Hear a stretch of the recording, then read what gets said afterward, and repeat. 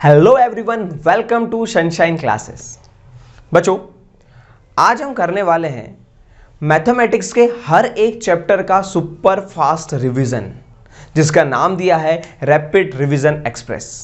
बच्चों, इसमें हमने सारे चैप्टर को मात्र 5 से 10 मिनट के अंदर समझाया है। जहां पर हो सकता है वहां पर छोटे छोटे क्वेश्चंस भी लिए हैं। अब इससे आपको फायदा ये होने वाला है कि आपके पास 3 दिन बचे हैं। अगर आप पूरे चैप्टर को 2-2, 3-3 घंटे में समझने बैठोगे तो आपका टाइम वहीं खत्म। और मैथ्स मांगता है प्रैक्टिस, और सीबीएसई अब सिर्फ प्रैक्टिस नहीं, अब अच्छे क्वेश्चन की प्रैक्टिस मांगता है। इसके लिए हम लेकर आए हैं आपके लिए एक और सीरीज, जिसमें आपको हर एक चैप्टर के most important, most repeated previous year question और सबसे ज्यादा इंपॉर्टेंट क्वेश्चंस मिलेंगे, जहां से 100% पेपर आपका आने वाला है। तो बच्चों, वो सीरीज का लिंक आपको नीचे मिल जाएगा। हर एक चैप्टर के वहां पे इंपॉर्टेंट क्वेश्चंस भी कराए हुए हैं, ठीक है, जिसमें असर्जन, रीजन, केस बेस्ड, एमसीक्यू और सॉल्व करने वाले क्वेश्चन सारे वहां पर कराए गए हैं। ठीक, अगर आपके पास टाइम कम है तो आप इस सीरीज से बहुत ज्यादा बेनिफिट उठा सकते हैं। ठीक, अभी हम चैप्टर करने वाले हैं जिसका नाम है हमारा pair of linear equations in 2 variables. ठीक, पेयर ऑफ लीनियर इक्वेशन मतलब किसी इक्वेशन का सॉल्यूशन निकालना। इसमें हम सबसे पहले थोड़ा सा आगे बढ़ते हैं। ठीक, हम इस स्लाइड पर पहले आते हैं, उसके बाद हम आगे जाएंगे।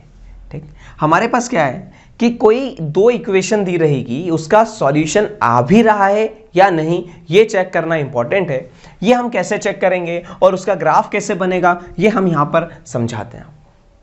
ठीक, आप चाहे तो इसी चीज को 2 घंटे में भी सीख सकते हैं, और आप चाहे तो इसको 5 मिनट में भी सीख सकते हैं। बच्चों, आपके पास 2 इक्वेशन दी रहेगी, a1x plus b1y plus c1 equal to 0 और a2x plus b2y plus c2 equal to 0।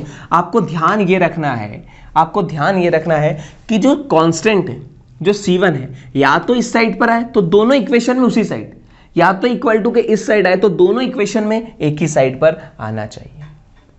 ठीक, क्या यहां तक की बात आपको क्लियर है? ठीक है, अच्छा देखो, आगे हमको चेक करना है कि भैया ये जो इक्वेशंस हैं, इसका सॉल्यूशन मतलब क्या इन दोनों का कोई कॉमन पॉइंट आ सकता है या नहीं, और अगर आ सकता है तो क्या सिर्फ एक कॉमन पॉइंट आएगा या बहुत सारे कॉमन पॉइंट मतलब जीरोस या सॉल्यूशन आ रहे होंगे। अच्छा, देखते हैं कैसे चेक करेंगे। हम क्या करेंगे, x और y के कोएफिशिएंट्स को लेंगे, a1 by a2 divided by b1 by b2। अगर ये दोनों बराबर नहीं आ रहे हैं, ठीक है, तो हमारे इसको बोलते हैं, हम एक वर्ड आता है कंसिस्टेंट, जिसको याद रखना पड़ेगा आपको। क्या बोलते हैं हम? कंसिस्टेंट। और इसका क्या है? एक सॉल्यूशन। इसका क्या होता है? सिर्फ एक सॉल्यूशन। ठीक, अगली बात उसने बोली है, the straight line representing above equation intersect at 1 point. मतलब इसका जब हम ग्राफ बनाएंगे तो 2 इक्वेशन किसी एक पॉइंट पर इंटरसेक्ट कर रही होगी। ठीक, अगली चीज देखेंगे, a1 बाय a2 हम चेक करेंगे। भाई अगर ये बराबर नहीं है तो हमने बोल दिया, अगर ये बराबर है तो अब चेक करेंगे किससे, c1 बाय c2 से। या तो वो c1 बाय c2 के बराबर आ सकता है या फिर नहीं आ सकता। अगर वो c1 बाय c2 के बराबर आ रहा है तो इसको अपन बोलते हैं डिपेंडेंट इक्वेशन। क्या बोलते हैं इसको? डिपेंडेंट। और इसके सॉल्यूशन होते हैं इनफाइनाइट मैनी सॉल्यूशन। अब किसी भी चीज के इनफाइनाइट सॉल्यूशन कब आते हैं? एक लाइन अगर दूसरी लाइन के ऊपर आ जाए, एक लाइन क्या हो रही है, दूसरी लाइन के ऊपर आ जाए, तो इसके क्या होते हैं, एक के ऊपर एक, तो वो हर एक पॉइंट पर उससे चिपक रही है, हर एक पॉइंट पर टकरा रही है। मतलब उसके कितने हैं? Infinite many solution. और लाइन को हम बोलते हैं कोइंसाइड। कोइंसाइड मतलब एक के ऊपर एक आ जाना। अगला, if a1 by a2 equal to b1 by b2, अगर वो c1 बाय c2 के बराबर नहीं है तो इसको बोलते हैं हम इनकंसिस्टेंट। क्या बोलते हैं इसको? इनकंसिस्टेंट। एंड नो सॉल्यूशन, इसके कोई सॉल्यूशन नहीं है। मतलब दोनों लाइंस हमारी कैसी हैं? पैरेलल। दोनों लाइन कैसी है? पैरेलल। और हम बोल सकते हैं do not intersect at any point. ठीक बच्चों, ये काफी इंपॉर्टेंट पॉइंट था। अब इन तीनों कंडीशन का, ठीक है, इन तीनों कंडीशन का हम ग्राफ देखते हैं। और मैं आपको बता दूं बच्चों, मैं आपको 110% बता सकता हूं कि इस टॉपिक पर क्वेश्चन पक्का आने वाला है। हर साल आ रहा है, अच्छा क्वेश्चन आ रहा है, इसके क्वेश्चन की प्रैक्टिस करना है। कहाँ से करना है भैया, हमने यहाँ पे सीरीज एक लेकर आए हैं, बहुत बढ़िया क्वेश्चन है, सारे के सारे क्वेश्चन वहीं से आने वाले हैं। आगे ग्राफ देखेंगे, अगर लाइन्स इंटरसेक्टिंग है तो दोनों लाइन एक जगह पर टकरा रही है, अगर लाइन कोइंसाइड है एक के ऊपर एक है, ठीक है, मतलब डिपेंडेंट, कंसिस्टेंट और इनकंसिस्टेंट मतलब पैरेलल, कोई सॉल्यूशन नहीं है। आइए अब अपन जाते हैं हमारे पहले वाले पर। अब भाई अगर सॉल्यूशन आ रहा है, ठीक है, हमने पहले चेक कर लिया कि सॉल्यूशन आ रहा है या नहीं। अब अगर सॉल्यूशन आ रहा है तो हम क्या करेंगे, हमारे पास दो मेथड है, एक आती है सब्स्टिट्यूशन और एक को हम बोलते हैं एलिमिनेशन।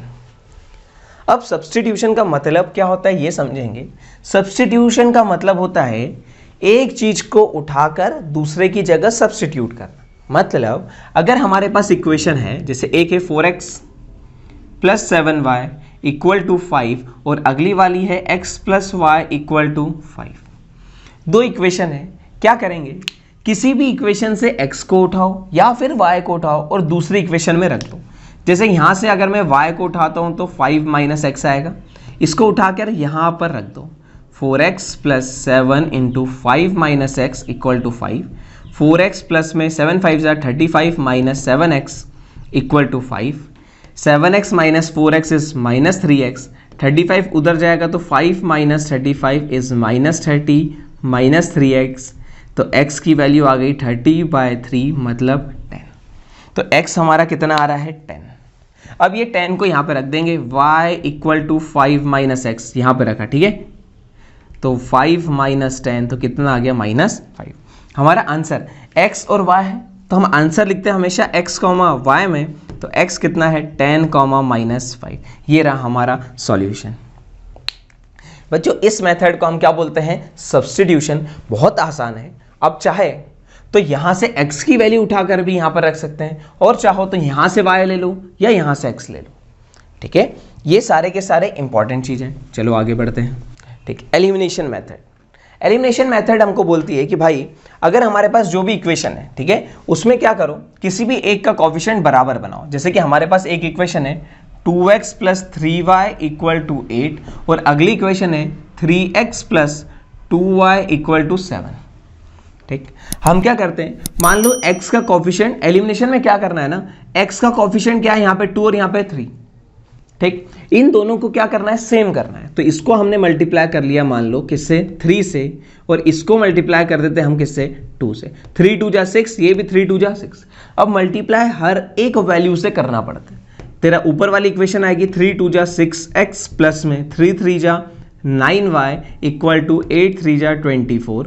इधर 3 2 जा 6x प्लस में 2 2 जा 4y = 7 2 जा 14, माइनस माइनस माइनस, एक में से दूसरे को माइनस करा, ये कटा, 5y = 10 और y की वैल्यू आ गई हमारे पास 2। y की वैल्यू जैसे यही कोई भी इक्वेशन में रख दो, जैसे कि 2x + 3y = 8, यहाँ पे y की जगह 2 रख दो, 2x + 3 × 2 = 8, 2x + 6 = 8, 2x = 8 - 6 मतलब 2, तो x की वैल्यू आ गई 1।